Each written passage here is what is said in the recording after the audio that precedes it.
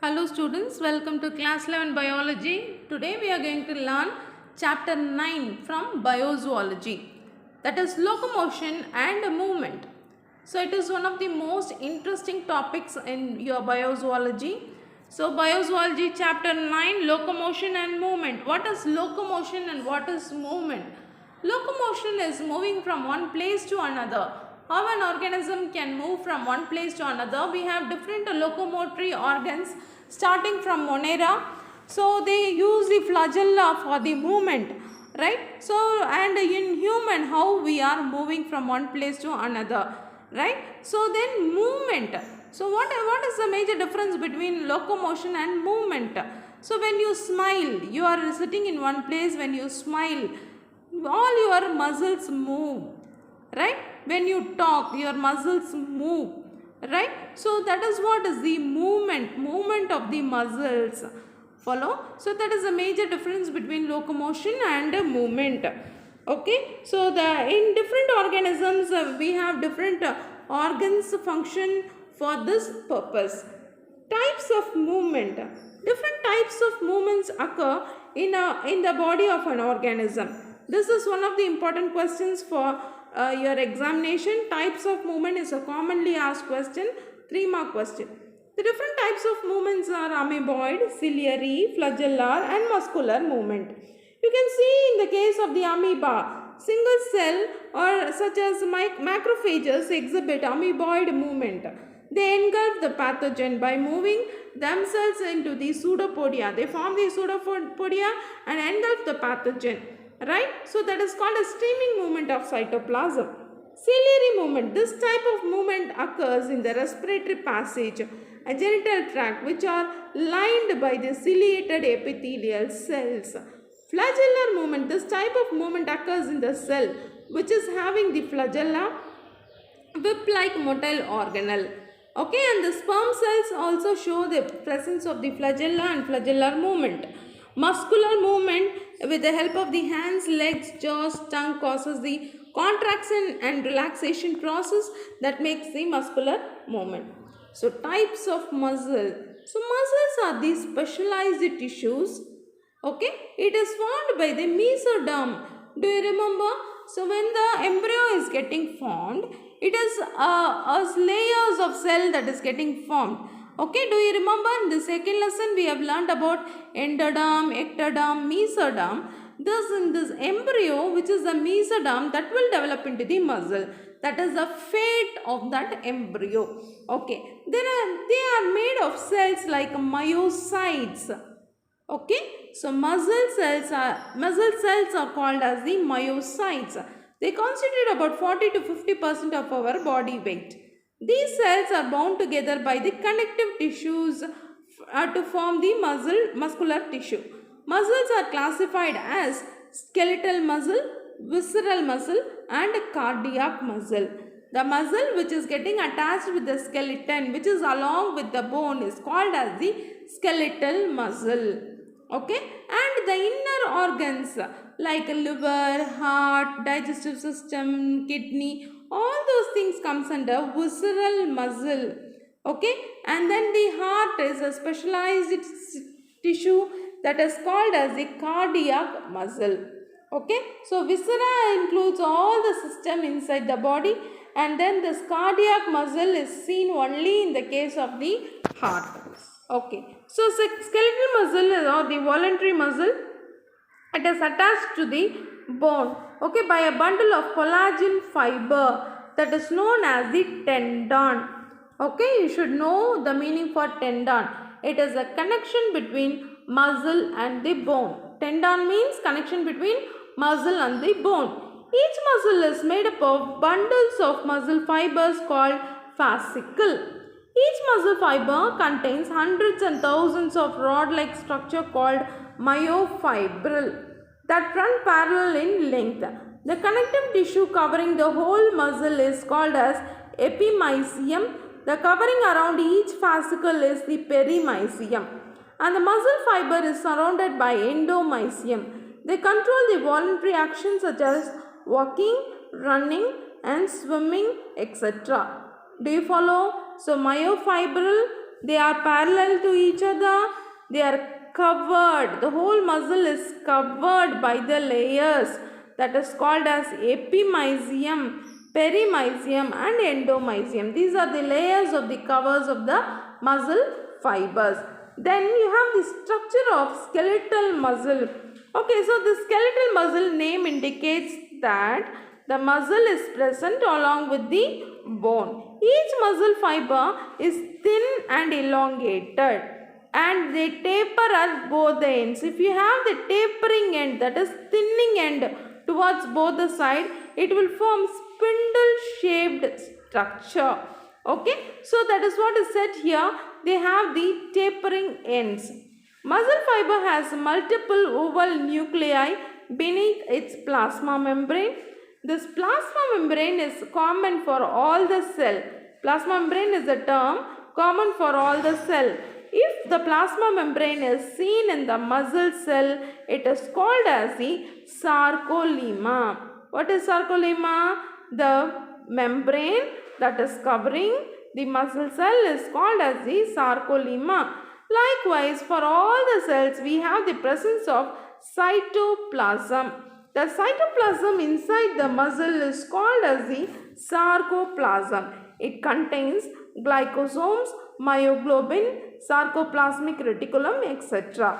Okay, the sarcoplasmic reticulum is nothing but this endoplasmic reticulum. When it is present inside the muscle cell, it is called as the sarcoplasmic reticulum. Myoglobin is red in color and it is a respiratory pigment for the muscle fiber. Okay, myoglobin is similar to the hemoglobin. Do you follow, ma? So all the generally whatever is present inside the cell, when it is present in the muscle cell, they are named according to that. Sarcolemma, sarcomembrane, and then myoglobin likewise. So glycosomes are the granules of the stored glycogen. They provide the energy for this movement. Okay, then you should definitely know two terms when you learn muscle. Okay, it's very important. Two terms are actin, myosin. Follow, actin, myosin. These two are protein that is present in the muscle. Actin and myosin are the muscle protein present in the muscle fiber. Along the length of each muscle myofibril, there are a repeated series of dark and light bands. The dark A bands and light I bands are perfectly aligned with one another. This type of arrangement is called as the striated appearance. Okay, what is striation? It is like the line. Okay, line like that. That is what is called as the striation. Okay, so I think from this diagram you can know what is epimysium, endomysium. Okay, you can look at these two terms, and perimysium down it is given. Follow the connection tendon, muscle and the bone is connected by means of the tendon. Okay, so that is what is said here. Here along the bands, along the length of the myofibril, there are repeated series of the band, dark and light band. It is called A band and I band. Okay, so in the middle we have the region called as the H zone. H zone is bisected by M line, and also in I bands we have the dark zone called Z disc. Okay, so it is maybe it is confusing a little. When you read through, it will be easier only. So dark band has light region, light band has dark region. One is called H zone, the other one is called as Z disc. Okay, myofibril contain a contractile element at the sarcomere, which is a functional unit of skeletal muscle. A sarcomere is a region of myofibril between two successive Z disc. Okay, this Z disc has got the A band and which is a half of the I band. Follow? So there are two types of filaments, thick and thin filaments. A thick filament extends the entire length of the A band and the thin filament throughout the I band. Okay, so muscle terminologies, what does it mean? Whichever we discussed. Remember, muscle cells are called as the muscle fiber or myofibril, and plasma membrane, sarcolemma, cytoplasm, sarcoplasm, endoplasmic reticulum, sarcoplasmic reticulum, which we have learnt already. It is given here. Okay, so here you can see this M line is a disc. Follow with this diagram, you can know. First you can see I band, A band, I band, M line. Okay, so that will form the sarcomere. Here we have the presence of M line. Okay, and then is a disc.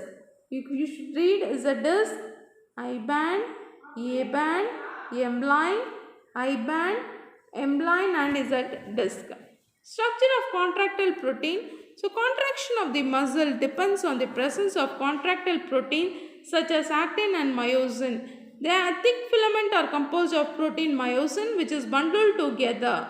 Okay, each myosin molecule is made up of monomer called as meromyosin. Meromyosin has two regions, the globular head with short arm and tail.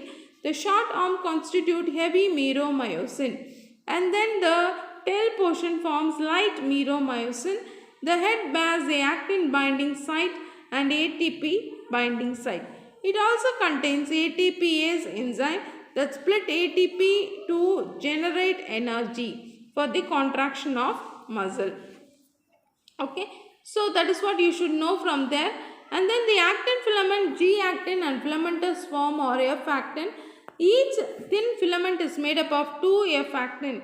Okay, they are helically wound with this F protein. Okay, so that it can contain the binding site for myosin.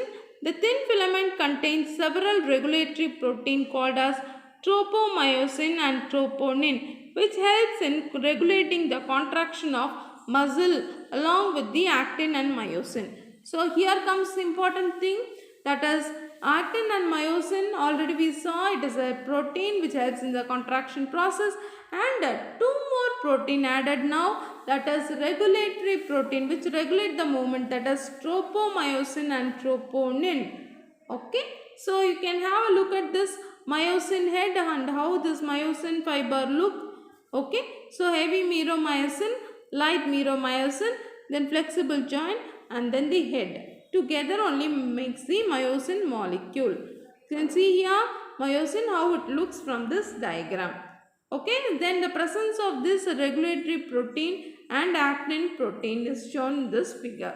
Okay, so you can have how these function together for the contraction and relaxation process.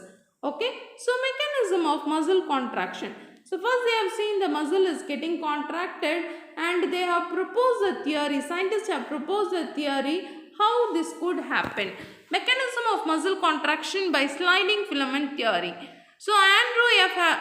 Huxley and Rolf Naeker proposed the sliding filament theory, which explains, according to this theory, overlapping actin and myosin filaments of fixed length slide past. They just slide over each other. Because of this sliding movement, the contraction of the muscle fiber occurs. The force which is created by contracting muscle is called as muscle tension. The load of weight or force opposes the contraction of muscle. Contraction is a creation of tension in the muscle, which is an active process, and relaxation is a release of tension created by the contraction. Muscle contraction is initiated by nerve impulse. Okay, the junction between motor neuron and sarcolemma of the muscle fiber is called neuromuscular junction or motor end plate.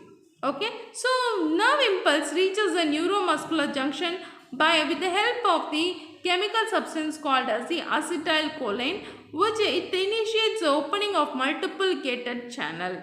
The action potential travels along the tube and the triggers and release of the calcium ion from the sarcoplasmic reticulum. The released calcium ions bind to the troponin on thin filament. The tropomyosin uncovers a myosin binding site on the thin filament. So now we have, during cross bridge formation, actin and myosin form a protein complex called actomyosin. Utilizing the energy released from hydrolysis of ATP, the myosin head rotates until it forms 90 degree. With the long axis of the filament, it is the position of the myosin.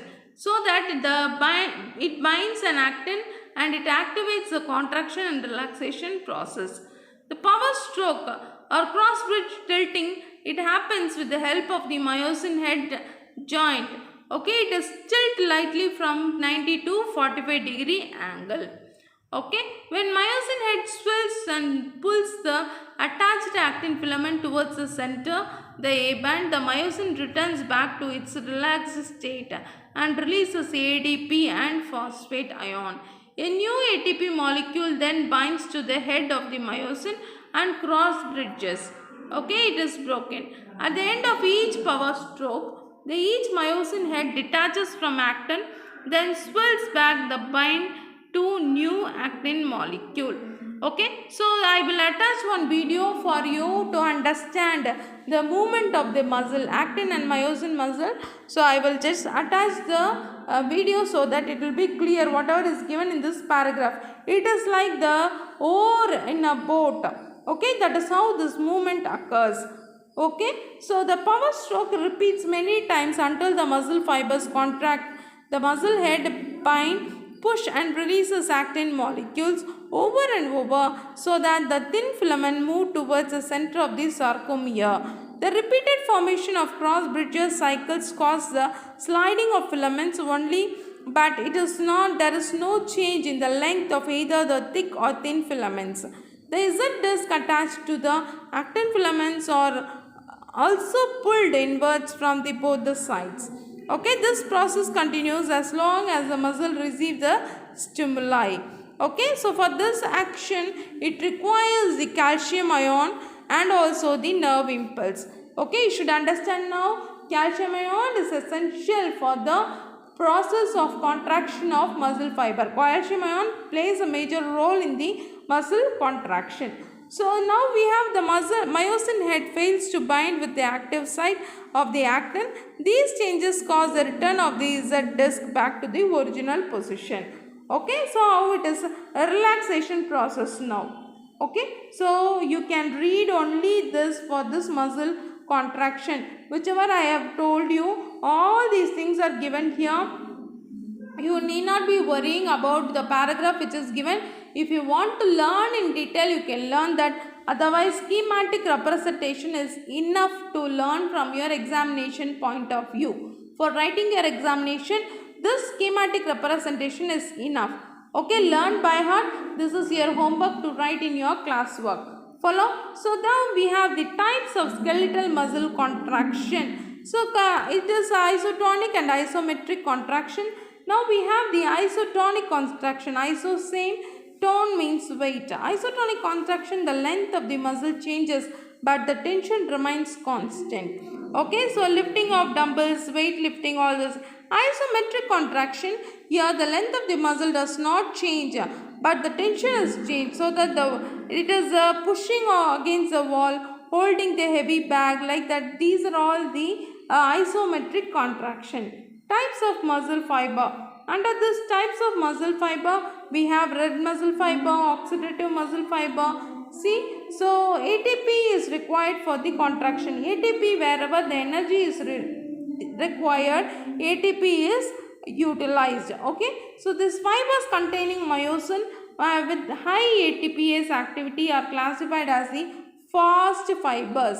ATPase is the enzyme which will digest the ATP to give out the energy. Okay, so that the activity will be very, very fast. So it is called as the fast fiber.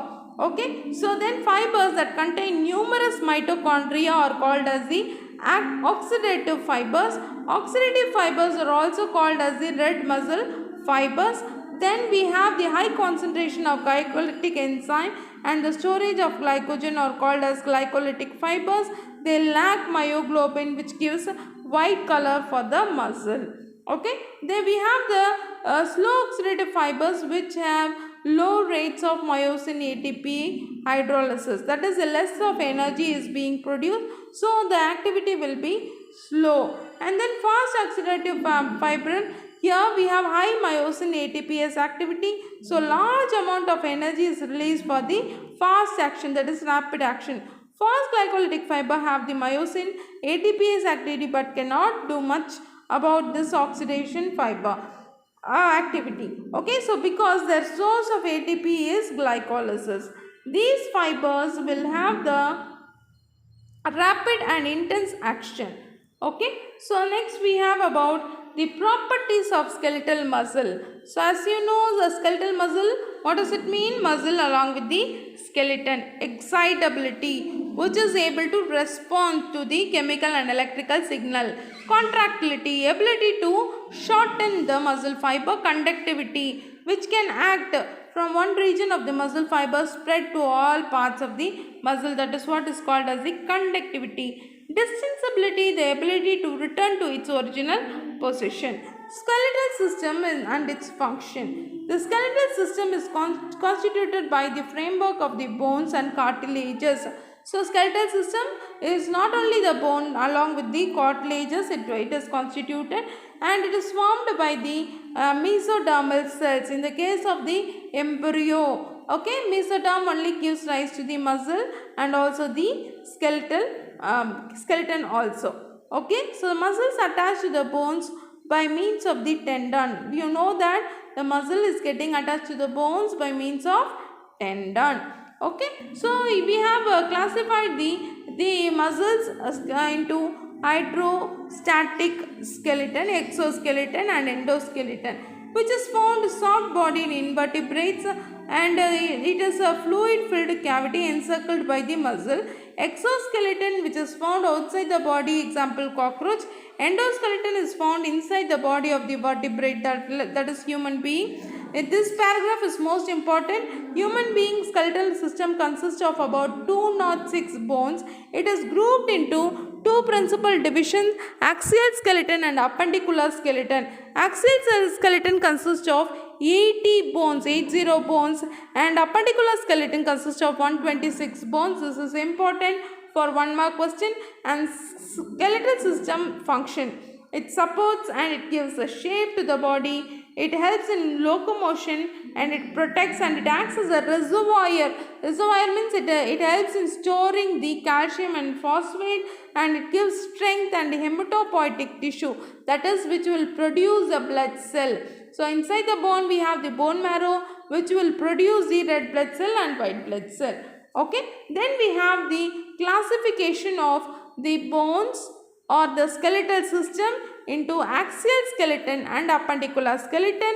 Axial skeleton includes the skull, okay, and vertebral column, okay, and then follows the appendicular. Then we have the presence of the sternum, rib cage. Okay, so all these things form the axial skeleton. Appendicular skeleton includes pectoral girdle. Then we have pelvic girdle. Okay, so these things are contributed by the appendicular skeleton. Follow? So in this lesson so far we have learnt about muscle. So about skeletal system we will learn in detail. Just we have seen skeletal system can be studied under two headings, that is axial and appendicular skeleton. So far we have learnt about the muscle structure and different shapes of the muscles, and also how they help in the locomotion and movement, and how the protein actin and myosin filament, how they are acting, how this contraction relaxation process occur. And I told you have to write the schematic representation as your homework. Okay, so the skeletal system we will learn detail in next class. Thank you students.